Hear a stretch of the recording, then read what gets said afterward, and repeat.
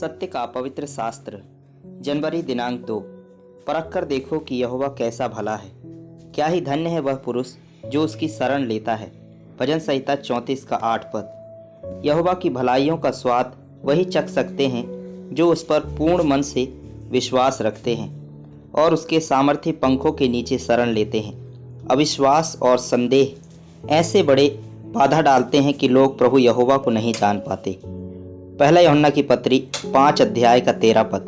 मैंने तुम्हें जो परमेश्वर के पुत्र के नाम पर विश्वास करते हो इसलिए लिखा है कि तुम जानो कि अनंत जीवन तुम्हारा है। परमेश्वर के जीवित वचन पर विश्वास करना बहुत ही आवश्यक बात है।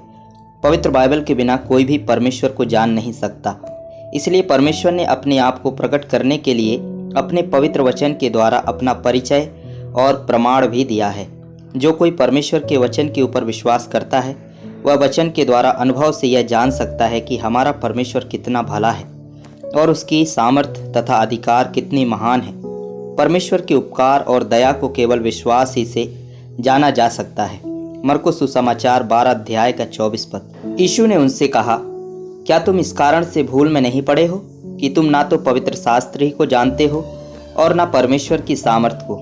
इस नए वर्ष के आरंभ में आओ हम एक उत्तम निर्णय लें कि हम परमेश्वर के पवित्र वचन को अपने प्रतिदिन के जीवन में सबके ऊपर प्राथमिक और प्रमुख स्थान देने के लिए पूरे विश्वास के साथ उसको ध्यान से पठन तथा अध्ययन करके वचन की आज्ञाओं को पालन अवश्य करेंगे। प्रभु यीशु मसीह की मधुर और धीमी वाणी को सुनकर उसी के पद चिन्हों में बराबर बने रहेंगे, चाहे कितने भी दुख और कष्ट, विपत्ति, बीमारी या कोई भी कठिनाई क्यों ना आए। हमें प्रभु के वचन से पीछे नहीं हटना चाहिए।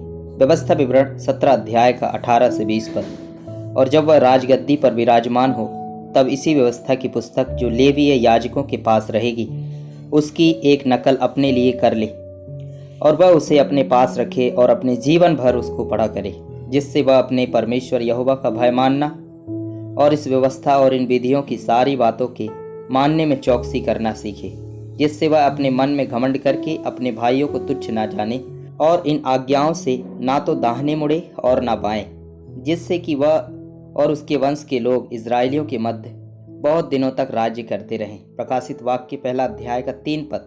धन्य है वह जो इस भविष्यवाणी के वचन को पढ़ता है और वे जो सुनते हैं और इसमें लिखी हुई बातों को मानते हैं, क्योंकि समय निकट आया है।